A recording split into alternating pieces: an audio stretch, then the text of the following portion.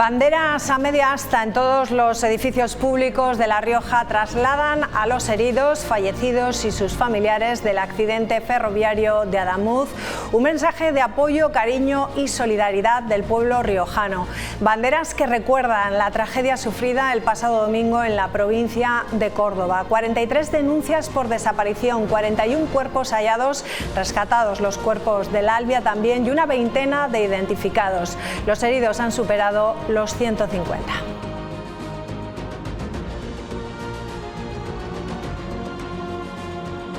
¿Qué tal? Buenas noches. Tanto el Gobierno riojano como el Gobierno nacional han vuelto a mostrar su apoyo a las víctimas y a sus familiares.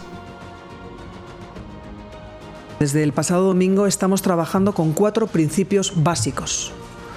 1. Empatía con el dolor de las víctimas, siempre y en primer lugar. 2. Con coordinación con todas las administraciones. 3. Con eficacia, que es el fruto de esa coordinación.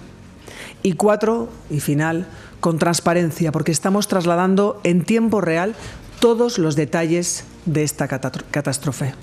Ahora es la CIAF, la Comisión de Investigación de Accidentes Ferroviarios, creada en 2024 por este Gobierno, a la que le corresponden los trabajos de investigación. Este órgano independiente llevará a cabo intensos trabajos que requieren de tiempo y también requieren de un exquisito conocimiento técnico. En nombre del Gobierno de La Rioja y desde luego de todos los riojanos, un sentidísimo y emocionado pésame a todos los familiares y amigos de los fallecidos. Un sentimiento de apoyo, de cariño, de solidaridad que hacemos desde luego extensivos a todos los heridos y a los equipos de emergencia y las fuerzas de seguridad que siguen trabajando en la zona. Bueno, pues hablaremos de las últimas novedades después en la tertulia. Recordamos también que este fin de semana se firmaba el acuerdo entre la Unión Europea y Mercosur, un acuerdo histórico de libre comercio y asociación estratégica de Europa y los países de Mercosur, Argentina, Brasil, Paraguay y Uruguay, un acuerdo que llega después de 26 años de negociaciones. Se trata de una de las mayores zonas de libre comercio del mundo que afecta a 720 millones de personas y pretende la eliminación de aranceles para el 90% del comercio entre los bloques. Un fuerte aplauso, señoras y señores. ¿Qué se busca con este acuerdo? Bueno, pues en primer lugar facilitar el comercio de bienes y servicios, aumentar la inversión y también la cooperación económica, integrar cadenas de valor entre Europa y Sudamérica, reforzar estratégicamente también frente a proteccionismos globales.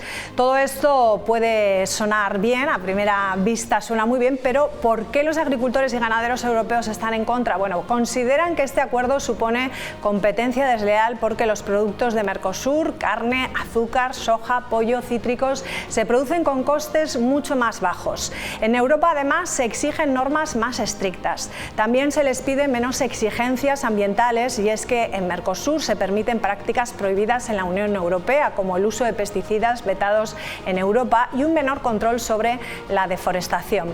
Por otro lado, se quejan del impacto directo que va a tener en sectores sensibles como puede ser la ganadería bovina, las aves de corral, los cítricos, el azúcar y el arroz.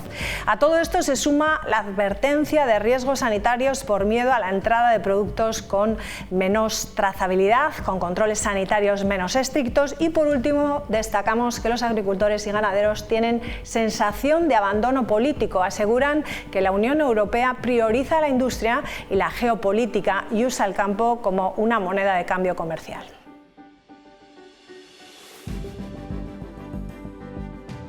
Abrir un proceso de movilizaciones la semana del 26 al 30 de enero de este mismo mes, dando flexibilidad a todos los territorios para que en función de sus particularidades cojan una fecha u otra dentro de esa semana, pero centrando de forma especial el día 29 de enero, que es donde queremos concentrar el mayor número de movilizaciones. Desde Asaja rechazamos rotundamente el acuerdo con Mercosur en su forma actual. Es una amenaza constante para miles de explotaciones en Europa y en particular en España. La posición del COA con respecto a Mercosur es absolutamente en desacuerdo y dejando claro que nosotros somos grandes defensores del comercio, pero del comercio en igualdad de condiciones. Que el incremento del PIB que va a suponer el acuerdo de Mercosur es del 0,1%. Lo que están haciendo es vendiendo al sector agrario por calderilla, ni más ni menos. Bueno, pues saludamos a Eduardo Pérez Oces, él es el presidente de Arajasa aquí en La Rioja. ¿Qué tal? Buenas noches. Hola, buenas noches. Bueno, no sé si hay un margen de maniobra. Este fin de semana se firmaba, como decíamos, este acuerdo. ¿Todavía hay confianza que se pueda haber algún cambio importante? Porque estábamos escuchando y hemos escuchado a Pedro Barato que dice que no están en contra de Mercosur, pero sí de este acuerdo concreto que se ha firmado con Mercosur, ¿no? Bueno, nosotros somos un país tanto exportador como importador de alimentos, ¿no? Tenemos carencia en algunos, por lo tanto necesitamos que vengan de fuera, y a inversa, ¿no? Por el tema de frutas, de hortalizas, pues somos grandes exportadores, ¿no? Pero ciertamente que todo eso, el libre comercio está muy bien, pero claro, tiene que haber una protección porque nosotros, gracias a Dios, la Unión Europea, pues somos una zona a la cual estamos muy estrictos a la hora de producir los alimentos, ya sea a nivel de cantidad, de calidad y también a nivel de sanitario, y desde luego lo que estamos en contra es que vengan de terceros países, en este caso Mercosur, pero también podemos hablar de Marruecos o de otras zonas, cuando vienen ciertos productos los cuales están producidos con productos que aquí están prohibidos, ¿no? Ya sea fitosanitarios, la mano de obra, tema de abonados, de deforestación, el trato con los animales, etcétera, etcétera, el tema de las hormonas. Y nosotros estamos en contra de eso, ya estamos partiendo de desventaja con esos países, ¿no? Y lo que queremos es que haya un equilibrio, que se exija lo mismo que se exija aquí, que se exija los productos que vienen de fuera. Eso le iba a preguntar, ¿no? ¿Qué tiene que tener de cambios o cómo debería ser ese Mercosur que sería aceptable por los ganaderos y agricultores? Bueno, sobre todo las famosas cláusulas espejo, ¿no? Las exigencias que tenemos aquí las tenemos que trasladar al fuera, o inversa, ¿no? Si ellos no están haciendo ciertas cosas, tampoco las tenemos que hacer aquí. Nosotros estamos en contra de eso, lo que queremos es que las mismas exigencias se trasladen a los productos que vienen de fuera. Y ciertamente no se está haciendo. A nivel de los políticos están diciendo las famosas cláusulas espejo, pero esas cláusulas espejo y esos controles en frontera de los productos que vienen no se están controlando. A día de hoy se está controlando el 0,0082% de los productos que entran de los terceros países. Es decir, hay barra libre, no se está controlando nada. Si ahora abrimos todos esos mercados, encima una zona que es altamente productora y rica en productos alimenticios, nada más que Brasil ya produce más carne que toda Europa, y encima el gobierno de Brasil dice que no pueden ellos encargarse del control de las hormonas que se aplica al ganado, mucho menos lo vamos a hacer aquí, ¿no? Y por eso estamos en contra. Lo que queremos es que los políticos, en este caso los eurodiputados, pues controlen, voten en contra de este acuerdo de Mercosur y que protejan a sus agricultores, a sus ganaderos y al mundo rural y sobre todo a la sociedad. Porque hay que recordar, a mí me gustaría aclarar que sí que es verdad que von der Leyen ha firmado el acuerdo, pero ahora tiene que salir ratificado por los eurodiputados, lo tienen que votar, ¿no? Y esto se trasladará a lo largo del mes de marzo, abril, mayo, esto se llevará, ¿no? Hoy mismo había una manifestación en Estrasburgo, más de 3.000 agricultores, ha habido una delegación de Asaja allá presente y votando o diciendo que estamos totalmente en contra de estos acuerdos de Mercosur, y desde luego que haya los diputados que escuchen a la sociedad, porque ya no es cosa de la rentabilidad del agricultor o ganadero, sino que es lo más importante, tema sanitario. Estamos viendo un ejemplo que hubo de las fresas cuando entraron aquí, que hubo un consumo de fresas y estaban regadas con aguas fecales, ¿no?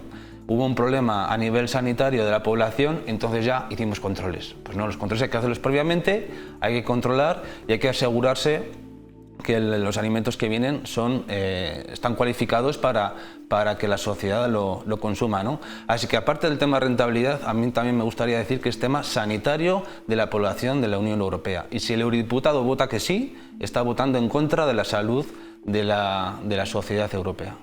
También se le ha pedido a los eurodiputados que voten a favor de llevar este acuerdo al Tribunal de Justicia de la Unión Europea, ¿no? Sí, así es. El 18 de diciembre que nos manifestamos en Bruselas, ya fuimos con esas demandas, y también lo hemos hecho hoy en Estrasburgo, ¿no? Que se vote esto, se lleva a cabo a nivel judicial y que se paralice este acuerdo, ¿no?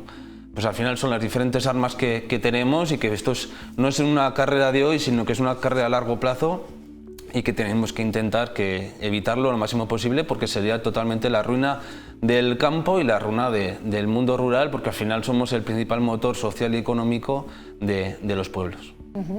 ¿Por qué en Europa? ¿A qué se debe? Si existen esas protestas, diferentes países los hacen en sus países, también hay protestas, como dices, en Estrasburgo. ¿A qué se debe o cuál debe ser la razón si ve que el campo y el ganadero europeo está totalmente en contra? ¿Por qué se ha hecho? ¿A qué se debe? Bueno, es que al final somos una moneda de cambio, fuimos una moneda de cambio con los famosos aranceles del Airbus.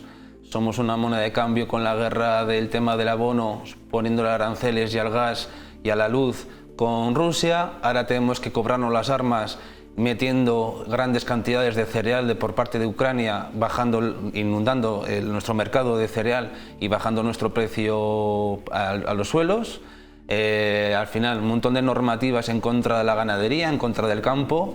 Al final, pues yo creo que los diputados que están en Bruselas estarán cobrando lo que tengan que cobrar y están en su sillón pensando en lo suyo, ¿no? Y realmente no están en el campo, no están escuchando al sector, no es cosa de hoy ni de ayer, sino de muchos años, los continuos ataques que tenemos, las continuas restricciones que tenemos a la hora de producir, y así está viendo como también los agricultores y los ganaderos, muchos de ellos lo están dejando, ya no solo con el lobo, pues bueno, con muchos factores lo están dejando porque esto es inaguantable, ¿no? No sé por qué, ellos sabrán por qué siempre somos la moneda de cambio y tenemos que siempre pues, a los agricultores y a los ganaderos ir a por ellos. Por un ejemplo, la remolacha, que es un cultivo estrella aquí en La Rioja, Asaja, nació gracias al cultivo de la remolacha del colectivo, pues estamos viendo cómo está desapareciendo, ¿no? Y es más rentable traer caña de azúcar de Brasil para refinarla en Miranda de Ebro que producir aquí en nuestra zona remolacha y llevarla a Miranda.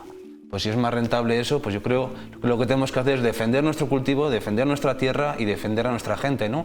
Que está muy bien que invirtamos en armas, con la situación geopolítica que tenemos hoy en día, pero también tenemos que comer. Tenemos que ir mínimo 3 veces al día, tenemos que acudir a la agricultura y al ganadero.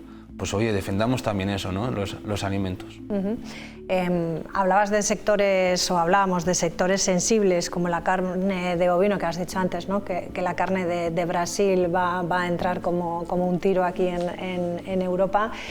Hablas del sector de la remolacha aquí en La Rioja. Hay otros sectores sensibles como pueden ser los cítricos o el arroz en la zona de Valencia. Aquí en La Rioja, ¿qué otros sectores están afectados o amenazados? Bueno, pues desde las frutas, las hortalizas, el tema del cereal, la soja, el tema de la ganadería, igual sea que avícola que también de tema de vacuno, el tema también de apícola, pero bueno, al final en general en todos los sectores se van a ver afectados, ¿no? También el tema del champiñón, bueno, todos los sectores se van a ver afectados, ¿no?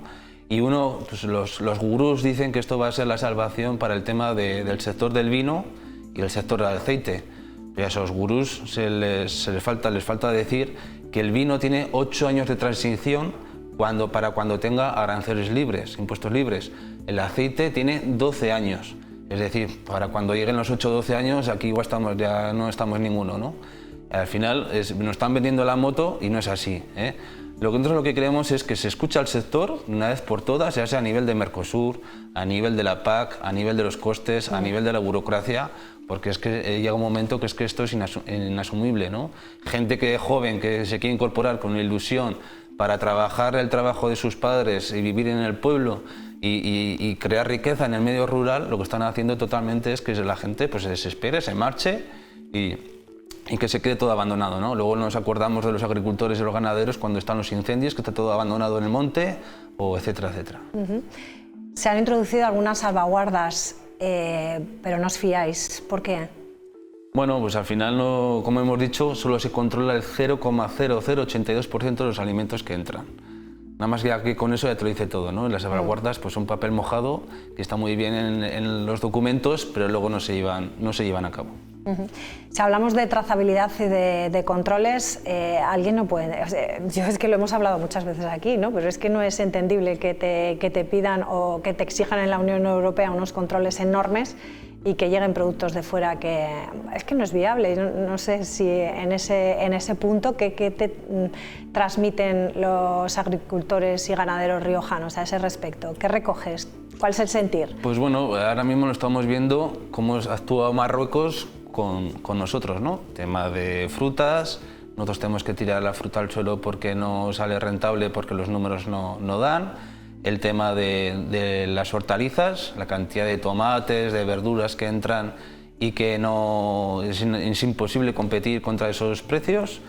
El tema del aceite, cuando viene el aceite de otras zonas, pues bueno, es que al final nos están atacando por todos los frentes, como tú bien decías, una cantidad de exigencias enormes que es imposible con nuestros costes de producción competir con esos alimentos. Encima la gente, que es realista, la gente tiene la capacidad económica que tiene y lógicamente cuando va al supermercado pues va a los alimentos que sí, que ya saben que son de peor calidad, que son peores para su salud, pero el bolsillo aprieta y desde luego van a ir a por esos productos elaborados y producidos de aquella manera, como el ejemplo que hemos puesto de el pepino en su momento o la fresa regada por el aguas fecales, ¿no? Pues al final lo que queremos es que la gente de los eurodiputados, que están muy bien en sus sillones, lo que tienen que hacer es escuchar y una vez por todas tomar cartas en el asunto, y el mejor momento que tienen ahora para apoyar al sector es para no ratificar el acuerdo que ha firmado von der Leyen.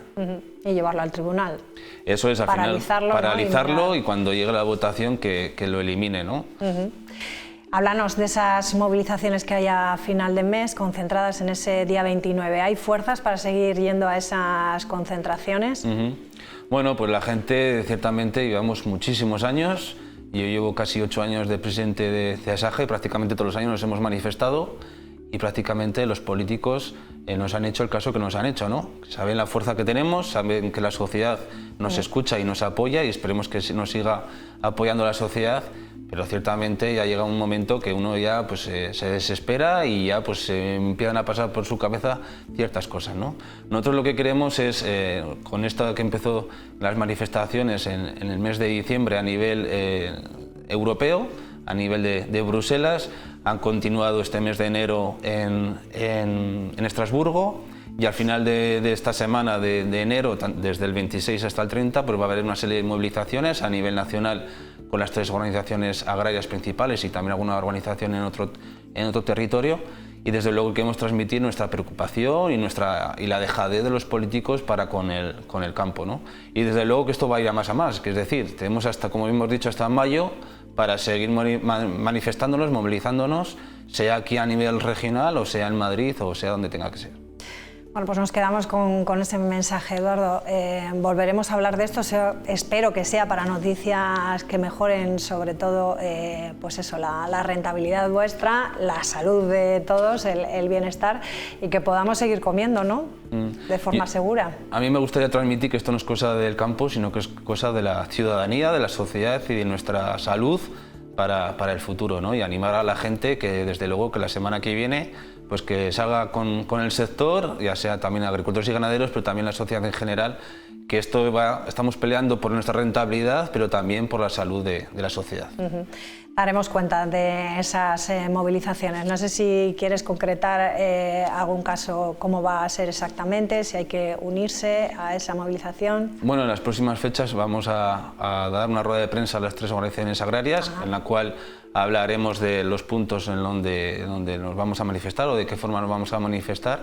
Y como digo, pues animar a toda la gente, animar a transmitir esa fuerza y esa malestar para con los políticos, ¿no? Que siempre nos escuchan cuando es el momento de las elecciones al mundo rural, y esperemos que nos escuchen ahora una vez por todas y que se vea un cambio real de Europa para con el sector.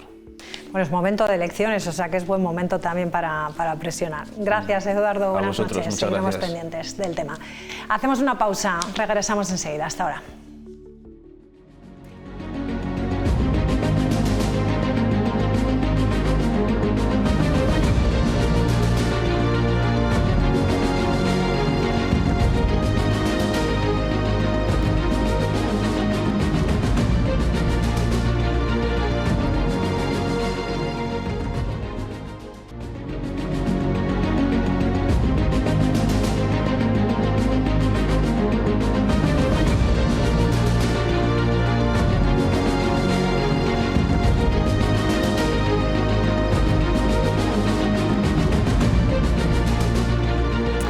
Bueno, pues ya estamos de vuelta. Saludamos ya a la mesa a Eduardo Noguero. ¿Qué tal? Muy buenas noches, bienvenido. ¿Qué tal? Buenas noches, un placer. Óscar Briñas, ¿qué tal? Muy buenas noches. Muy buenas noches, muy bienvenido. Bien, gracias. Y está con nosotros también Ángel Iñiguez. ¿Qué tal? Buenas Muy buenas noches.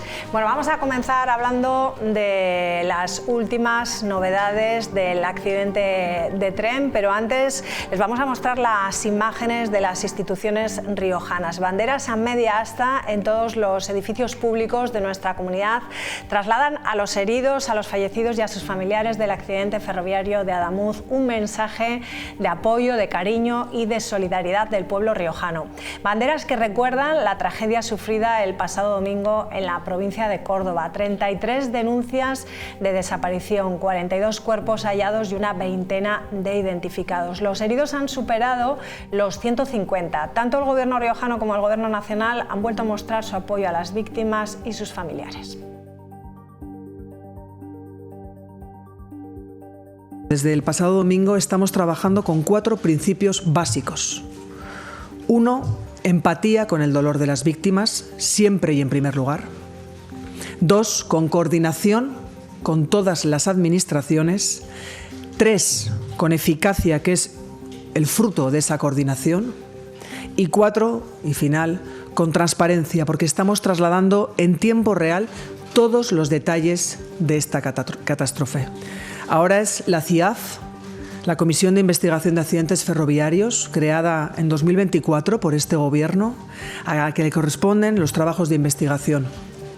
Este órgano independiente llevará a cabo intensos trabajos que requieren de tiempo y también requieren de un exquisito conocimiento técnico. En nombre del Gobierno de La Rioja y desde luego de todos los riojanos, un sentidísimo y emocionado pésame a todos los familiares y amigos de los fallecidos. Un sentimiento de apoyo, de cariño, de solidaridad que hacemos desde luego extensivos a todos los heridos y a los equipos de emergencia y las fuerzas de seguridad que siguen trabajando en la zona. Venga, pues vamos a preguntar en la mesa un poco qué os ha parecido hasta ahora, pues cómo se ha desarrollado todo lo que es el accidente, qué medidas se han tomado para la investigación. Ayer escuchábamos también al presidente del Gobierno pedir paciencia hasta que se esclarezca absolutamente todo. Ángel. Yo, francamente, creo que el desarrollo está siendo adecuado. Desde el punto de vista técnico, se está analizando para obtener una conclusión científica de cuál ha podido ser el causante, la causa desencadenante del accidente, en el que, claro, ha coincidido una fatalidad, por un lado, que coincide por azar, que justo transcurre en la vía contraria a un tren, y esto evidentemente es una cuestión puramente aleatoria que ha agravado todavía más las consecuencias. Donde hay que poner el foco es por qué descarrila ese tren. Parece que está descartado el factor humano, pero bueno, la investigación sigue abierta. Y luego también considero positivo la reacción del conjunto de las fuerzas políticas y de la opinión pública, que ha sido esta vez sí bastante mesurada. Y tenemos reciente el recuerdo de lo que sucedió con la trágica Dana de Valencia, en la que la reacción fue totalmente iracunda por parte de todas las partes. Entonces, en este caso yo creo que se está actuando de la manera inteligente. Aguardemos a una opinión científica que nos dé pistas de cuáles han sido las causas y a partir de ahí, si las hubiera, depurar las responsabilidades políticas y también, por supuesto, jurídicas que puedan existir. Estamos destacando lo que debería ser obvio y normal, ¿no? Que ante una circunstancia de este tipo, yo creo que llevamos 48 horas con el corazón encogido, primero por el número de víctimas y porque además a través de los medios de comunicación vamos conociendo las historias de cada una de esas personas, que son 42 vías segadas, de los familiares, de su desesperación, de la búsqueda. Y lo que tienes que esperar de las administraciones es coordinación, que es lo que en esta ocasión está ocurriendo, no debería ser de otra manera, y de las fuerzas políticas es, bueno, pues una tregua en la contienda del día a día, que la única formación que se la ha saltado es Vox, hasta donde yo he podido leer y ver, que ya ha pedido la dimisión del ministro, cuando creo que eso ahora no es lo que toca, ¿no? Lo que toca es estar ahí para atender a las víctimas, para atender a los familiares y sobre todo, como decías, para investigar, ¿no? Para determinar cuáles son las causas reales, porque creo que eso es por justicia, por las víctimas y familiares, y porque también esto debe servir, si se ha hecho algo mal, que no se vuelva a repetir, y que si algo se puede mejorar en los protocolos de seguridad para que algo así no vuelva a ocurrir. Pero cierto es que nadie puede garantizar al 100% que se vaya a producir un accidente. Un accidente es algo a veces aleatorio, a veces que incluso es difícil de evitar.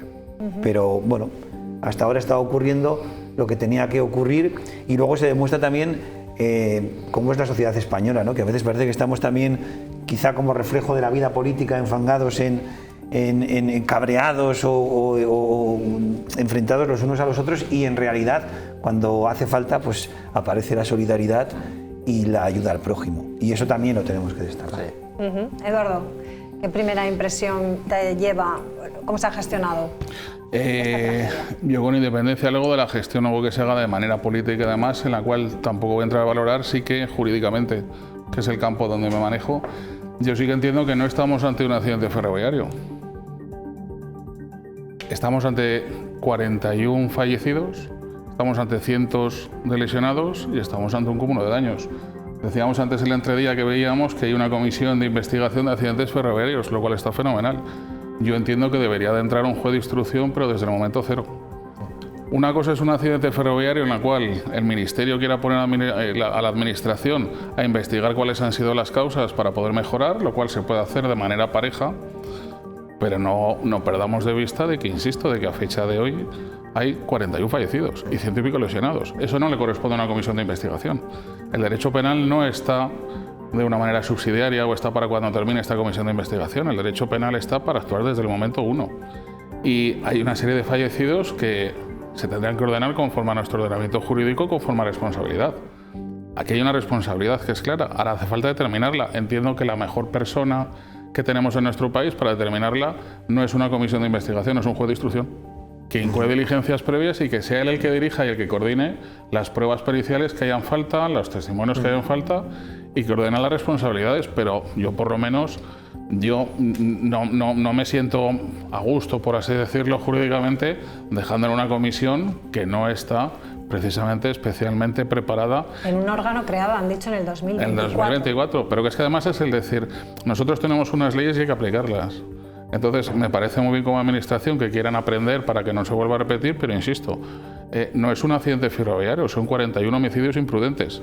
Entiendo imprudentes porque no hay nada que nos indique a pensar en este momento que son homicidios dolosos, pero hay 41 homicidios imprudentes, cientos de lesionados. Eso tiene una respuesta en derecho penal y esa responsabilidad hay que encauzarla. La persona que ahora mismo tiene que tomar las riendas es un juez de instrucción. Pero primero no hay que determinar por parte de esa comisión, por parte de, no sé si estará allí Guardia Civil, por Policía Judicial, no sé cómo funciona esto. Determinar primero las causas y una vez que se determinen y se tenga claro las causas, comenzar con ese proceso ya judicial. Yo entiendo que no, porque ante la noticia de que puede existir la comisión de un delito, de un ilícito penal en nuestro país, se tienen que incoar diligencias previas. Aquí hay una comisión de un ilícito penal, puede darse la circunstancia de que hay un ilícito penal, sí, hay 41 fallecidos.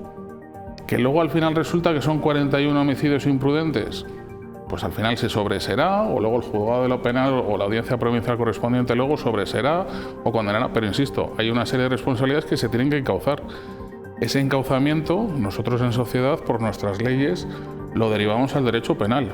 Y en primera instancia, quien instruye, quien investiga, quien averigua, que son personas que están excepcionalmente preparadas para ello, con todos los mecanismos que tiene la ley, son los jueces de instrucción. Un juez de instrucción, además, es una persona que está habilitada en España por nuestras leyes para mandar a la policía judicial, mandar a los forenses, pedir testificales. Por eso yo creo que desde el momento 1 son los que tendrían que incoar diligencias. O sea, no tenemos que esperar a ver qué es lo que dice la comisión de investigación, si ha sido un error humano, sí o no. Es tiempo que es valioso.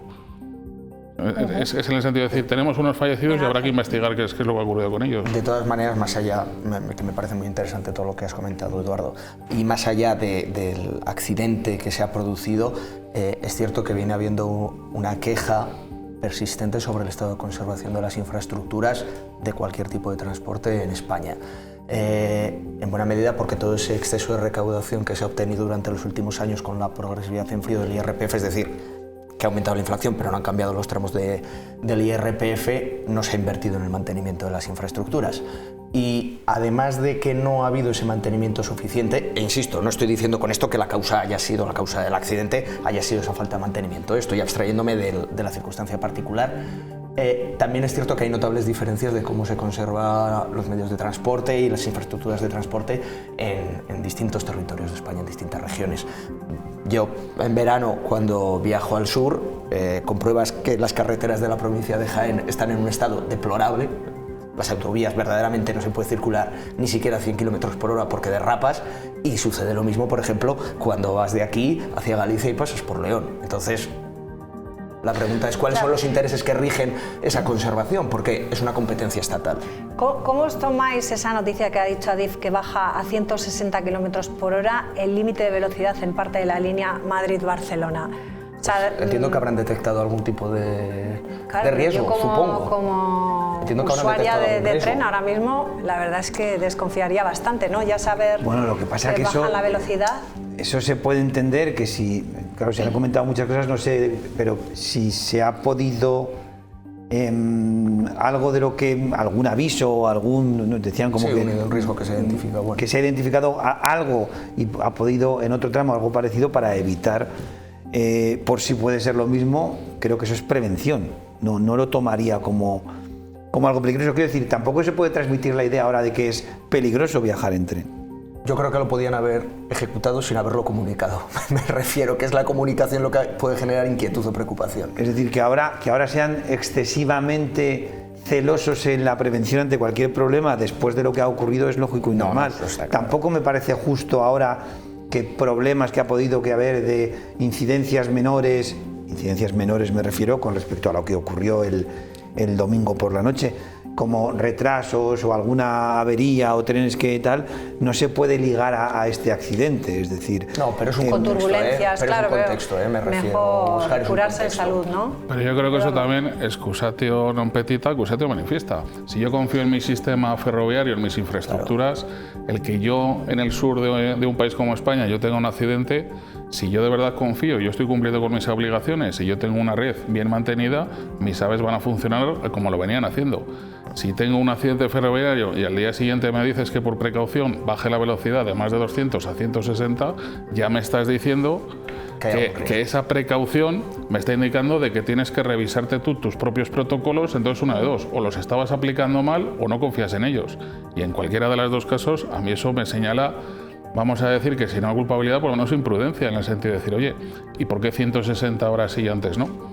No, pero eso se explica porque si en ese tramo que se cumplían todas las medidas de seguridad, pero no sé si había dado algún aviso de que había una pequeña turbulencia y ha ocurrido esto y aún no se sabe la causa, causa exacta. Digo, es una orden temporal, afecta casi a una cuarta parte de esa línea, y la medida responde a unas denuncias de deficiencias por parte de los maquinistas. Vale, si eso había ocurrido en ese tramo y ha ocurrido un accidente que nunca había ocurrido, pues dices, oiga, en estos tramos parece que han dado un aviso parecido, no será lo mismo y no ocurrirá, pero por si acaso, ahora que ha ocurrido esto, claro, bueno, pues el hecho de que haya ocurrido un accidente también tiene que tener consecuencias, ¿no?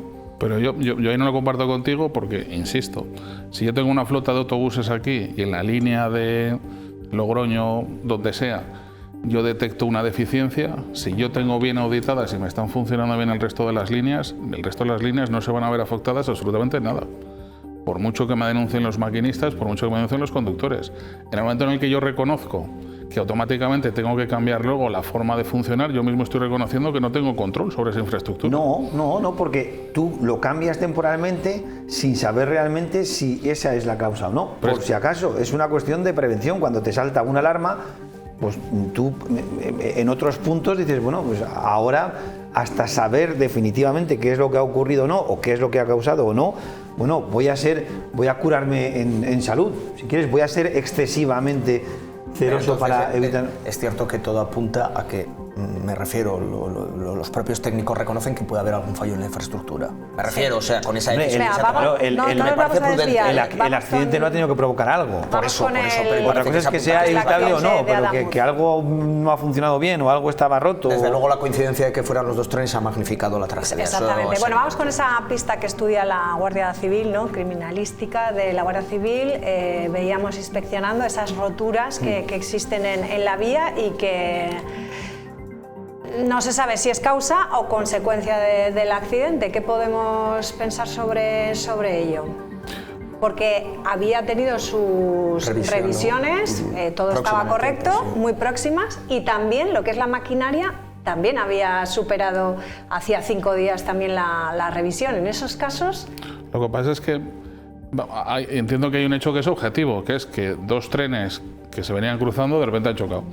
Es decir, un tren tú no le manejas con un volante, que a veces no te puedes pasar de una calzada a otra. A partir de ahí es decir, descarrila un tren, una de dos, o es un fallo de la vía o es un fallo de la máquina. En cualquier caso, insisto, si es un fallo de la vía es porque hay una deficiencia de infraestructuras. No voy a ser yo el que diga de que ha sido un acto externo que nada a día de hoy apunta a ello. Y si no es un fallo de la infraestructura de la vía, tiene que ser un fallo de la vía.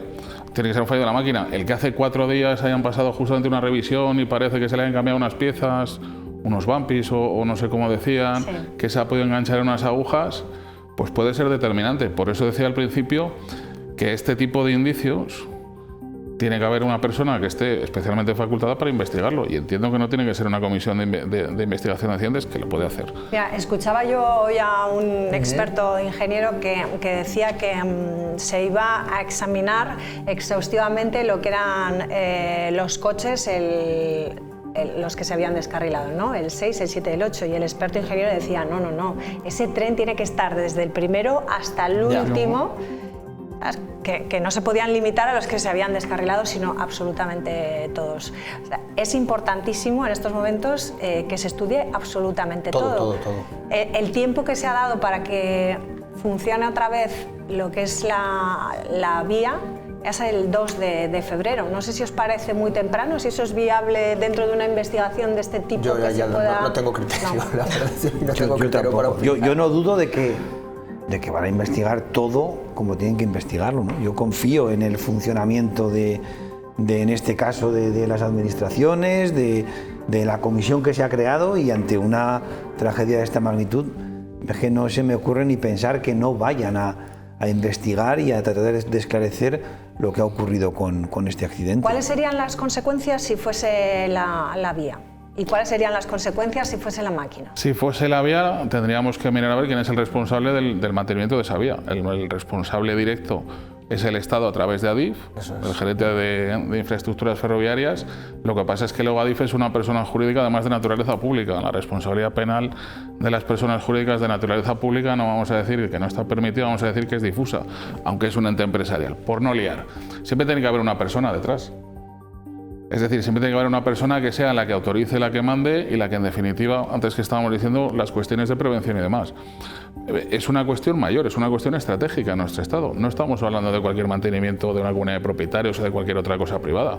Son las infraestructuras de nuestro país, por lo cual se mueven moles de acero a más de 200 kilómetros por hora, y al más mínimo fallo lo estamos viendo. A día de hoy, y todavía no hemos terminado, 40 y pico fallecidos. Es que insisto, 40 y pico fallecidos. Que no se trata ni de investigar ni de reabrir la vía al orden, lo que se trata ahora mismo es que es de depurar responsabilidades, porque insisto, 40 y pico fallecidos y todavía no sabemos lo que es, de que si es la vía o de que lo que hay que hacer ahora mismo es meter a todos los forenses que sea, a todos los ingenieros que sea, por el tiempo que haga falta. Porque esta responsabilidad se tiene que determinar, pero insisto, para que no vuelva a ocurrir, pero y sobre todo porque algo ha fallado en algo en lo cual millones de españoles nos movemos todos los días. Si fuese la maquinaria... Si fuese la maquinaria, yo entendería que habría que mirar qué parte en sí ha fallado de la maquinaria, si ha sido porque se ha cambiado una pieza. Entiendo que el responsable que ha cambiado la pieza, junto con las personas responsables que hayan dado el visto bueno a ese cambio de la pieza, tendría que responder. No es como cuando llevamos al coche a cambiar las ruedas. Hay unos ingenieros que luego rellenan una serie de partes y luego dan unos vistos buenos de conformidad. Es que estemos pensando que, claro, son unas maquinarias que tienen ya otro tipo de normativa de aplicación. O sea, no se le acepta el cambio de aceite del mantenimiento de un coche. O sea, tiene que pasar por muchísimas manos. Venga, vamos a cambiar de asunto. La víctima del parricidio cometido la pasada Nochevieja en Fuenmayor tenía numerosos antecedentes penales, el más grave de ellos por asesinato ocurrido en el año 1990. Además de ese asesinato, el hombre de 54 años también contaba con antecedentes por robo de un vehículo, falsificación de monedas, robo con fuerza en las cosas y malos tratos en el ámbito familiar.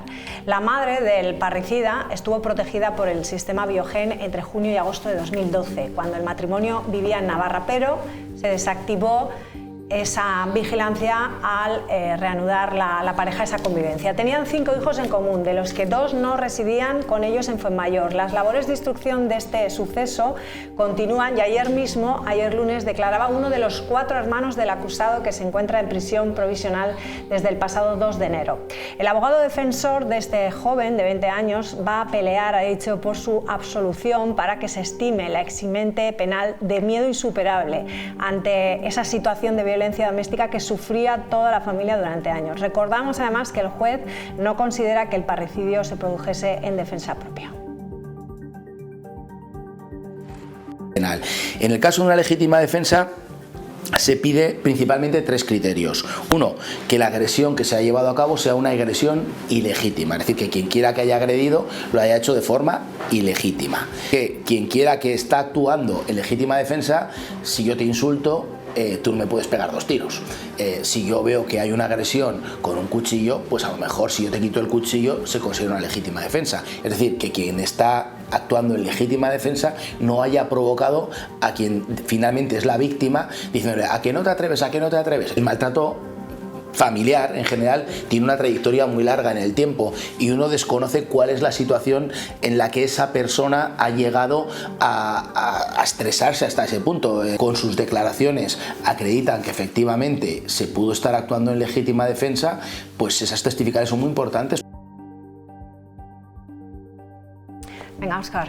Pues yo, antes de que entren los letrados o abogados con temas jurídicos que yo obviamente no controlo, yo aquí, fijaos que me hago la misma pregunta casi que con el accidente de ferroviario, y es ¿qué ha fallado? ¿No? Porque me da la sensación de que ha fallado el sistema, porque al final estamos conociendo la situación de una familia en la que, no sé si se tiene que decir supuestamente, el padre maltrataba a la madre, entiendo que maltrataba a los hijos, que había una situación familiar irrespirable y que no se detectara para no sé si desde servicios sociales, para que eso no se diera, ¿no? Para que esos menores que vivían, para que esa mujer no sufriera el infierno que estaban viviendo y que no todo terminara o se acabara con este asesinato, ¿no?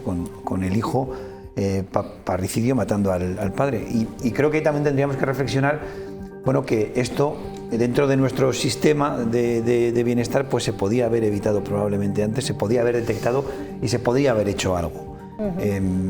A partir de ahí, ahora a mí me es imposible determinar si la respuesta fue o no fue en su justa medida o proporcionada, desproporcionada, si actuó en legítima defensa o si no.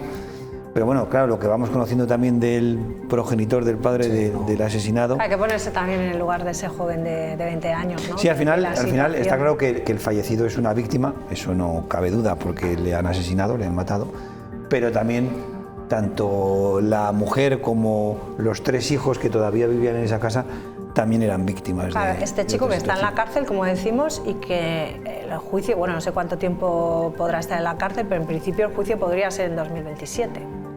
Pero además, yo lo primero, porque nos estamos centrando luego sobre todo que había estado en prisión y demás, los antecedentes de la víctima, o sea, no convierten a la causa del inocente.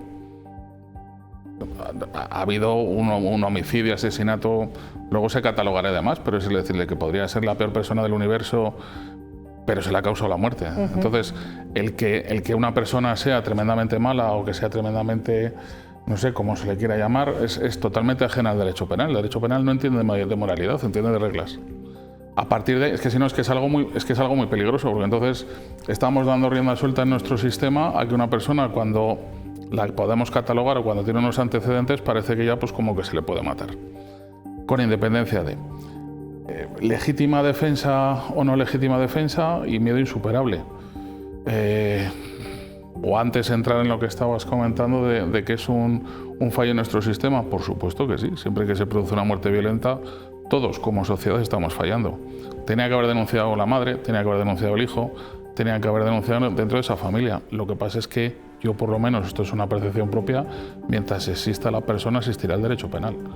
Un impulso criminal en un momento, como sociedad, no lo vamos a extirpar nunca. Sería la sociedad perfecta, la sociedad utópica, cosa que no existe y pienso que no va a existir. Ojalá, pero entiendo que no. Y lo que sí que tenemos que hacer nosotros como sociedad es organizar la respuesta, pero esa respuesta tiene que ser aséptica. Dentro de los comentarios luego de cada uno y demás, esa respuesta tiene que estar fundamentada en una norma, es que es lo único que nos va a proteger el día que nosotros nos ocurra el impulso y estemos al otro lado de la mesa. De acuerdo con que el sistema ha fallado, porque además tengamos en cuenta que la madre había estado integrada en el sistema Biogen, pero claro, es ella la que voluntariamente decide salir.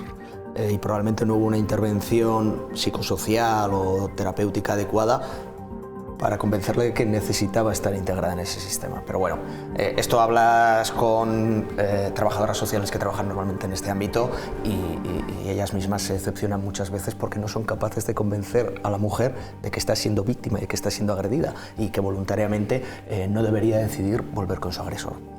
Dicho lo cual, respecto a las eximentes, ¿no?, que se planteaban, y aquí Eduardo como penalista podrá matizar algunas de las cosas que yo diré. La de legítima defensa, que creo que puede tener cierto sustento, claro, habría que evaluar la proporcionalidad de la reacción, ¿no?, que al final, claro, ya cuando has causado la muerte ya empieza a parecer poco proporcional porque la agresión que tú sufrías no te causó la muerte. Y luego también hay una cuestión fundamental, es si en ese momento en el que reacciona el hijo estaban siendo objeto de violencia, en ese momento, es decir, si se estaba produciendo la agresión ilegítima en ese momento. Hombre, se supone que sí. Claro, pero ha trascendido que parece que estaba viendo en ese momento actos de violencia contra la madre, contra los hermanos, pero eso es importante. Eso es importante porque si la reacción hubiera sido muy a posteriori, me refiero que en un momento, por decirlo de alguna manera, que a lo mejor se entera, vuelve eso y de si reacciona ya no estaría cubierto por esa eximente de la legítima defensa. Y luego, en cuanto al miedo insuperable, no sé cómo lo ves tú, Eduardo, me parece algo más difícil en el sentido de que miedo insuperable, claro, tiene que ser que tú ya tu percepción subjetiva esté tan anulada por lo que sientes, por ese miedo incapacitante, que no ves otra alternativa posible de actuación. Y me parece difícil pensar que estuviera en el contexto en el que había más hermanos, más familiares dentro de ese domicilio, sometido a una presión tan intensa. Dicho lo cual, evidentemente, pues situación indeseable porque terminan todos como víctimas, me refiero. Este pobre chaval termina también como víctima. También víctima, sí. Pero ordenando, nuestra ley distingue 0,5 de culturilla penalista. Nuestra ley sobre unos hechos que se enjuician distingue lo que son las circunstancias modificativas de la responsabilidad criminal. Hay unas atenuantes, es decir, cuando nosotros, el legislador, cuando nuestra ley considera que hay determinadas circunstancias que consideran que esa responsabilidad se tiene que atenuar, tiene que ser menor. Hay unas agravantes, cuando tiene que ser mayor, y luego están unas eximentes, que es a lo que vamos. Que es el decirle, de priori, a primera sí que existiría una responsabilidad penal, en este caso un homicidio, pero esta eximente hay unas causas de justificación en la cual nuestro Código Penal dice que no tiene que actuar el Código Penal. Dentro de ellas están la legítima defensa por una parte y el miedo insuperable por otra, que son totalmente diferentes. La legítima defensa como completa e incompleta, que también iba saliendo en las noticias. La legítima defensa completa es cuando cumple todos los requisitos que son para el eximente, que son los que se han apuntado aquí. Los matizo un poco porque sí que hay una cosa que es muy importante, que tú lo decías. Y que sea entendible, para todos. No, pero o sea, esto es nivel, ni artículos, ni nada. Una agresión ilegítima que tiene que ser actual o inminente, o sea, tiene que ser ahora. Sí. No vale que estés en un ambiente en el cual yo estoy muy sometido a una opresión y demás. No. La legítima defensa no autoriza venganzas. Tiene que ser en un momento. La legítima defensa está pensada para un acto en el cual nosotros no podemos esperar a que el Estado venga a protegernos, porque nosotros la fuerza la organizamos de tal manera que se la encargamos a una serie de personas para que ellos la ejerzan. No podemos esperar y entonces somos nosotros los que, utilizando violencia o fuerza, tenemos que defender una situación, que pueden ser bienes o personas. Claro, ¿tú crees que debería de haber salido de ahí y haber ido a denunciar? No lo sé porque no estaba, pero la legítima defensa está. Pero más o menos, ¿no? Esa es la idea, claro. Y hay algo que has dicho relevante antes, no judicialmente, no legalmente. Y claro, tú decías, bueno, el hecho de que sea buena o mala persona no justifica que se le quite la vida, faltaría más, ¿no? Pero sí es cierto que luego están los juicios paralelos. Sí. Y este es un caso mediático. Y el hecho de que el padre fuera maltratador, haya sido condenado por homicidio, todo eso, y que el chaval fuera un chaval de 20 años y que de alguna manera el relato, que no tiene por qué ser así, o sea que fue para proteger a su madre, evidentemente se está construyendo a través de los medios, al contar las noticias, no de manera interesada tampoco. Es verdad que un juicio paralelo socialmente que seguramente va a estar de alguna manera un poco más, en este caso con el hijo, o se le ve un poco más al hijo como víctima que a la propia víctima real, ¿no? Cierto. Lo que pasa es que la visión aquí del jurista de la naturaleza fría, nosotros no estamos para aplicar emociones, estamos para aplicar el Código Penal. Nos podrá caer mejor o peor, podrá tener antecedentes sí o no, lo que pasa es que hay unos hechos, hay una norma y hay una responsabilidad, y a partir de ahí hay que determinarla. Con la legítima defensa que estábamos, no sabemos por qué no han trascendido más hechos, pero dentro de esa situación, que por supuesto que a todos pues se nos antoja que no es la mejor del mundo, sí que importa muchísimo luego la forma de reacción que ha habido. La pregunta que nos tendríamos que hacer, la pregunta que seguro que se van a hacer en instrucción, la pregunta que se ve que se ha hecho el juez para no admitir de primeras la legítima defensa es el decir, ¿ha sido proporcionada y justa? ¿Ha sido actual e inminente? ¿Ha habido una falta de provocación previa? Que son los 3 requisitos que dice la ley. Eso por la legítima defensa. El miedo insuperable, que también he leído yo en medios y demás, que se quería aplicar. El miedo insuperable es una eximente de responsabilidad penal que lo que dice es de que tu cuerpo y tu reacción está, tu conciencia, tu forma de reacción, vamos a decir, tu capacidad de organizarte en ese momento y de responder, está tan sumamente paralizada por el miedo que no te queda otra.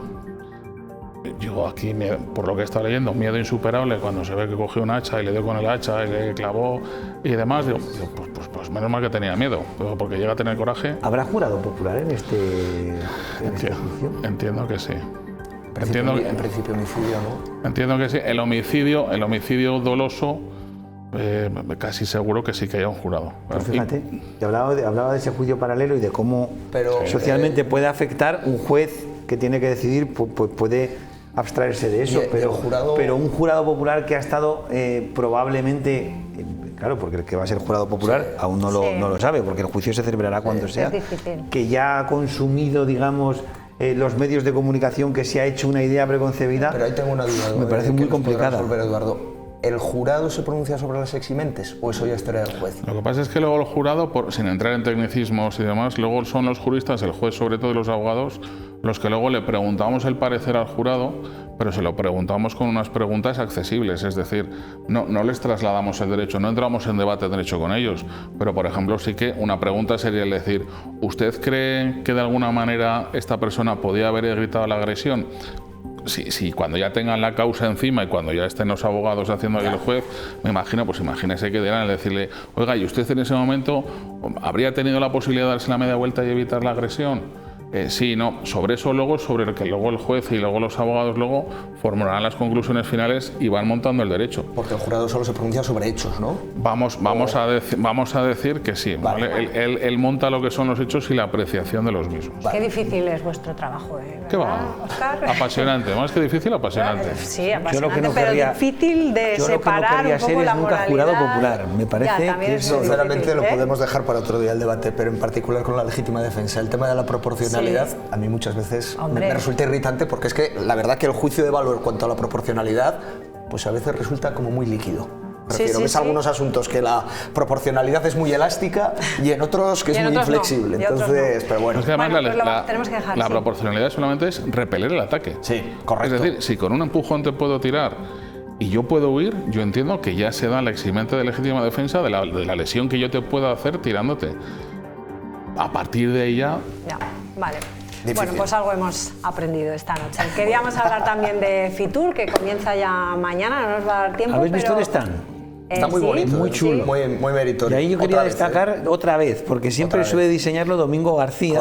Correcto. Y la verdad es que yo he estado en muchas ediciones de Fitur.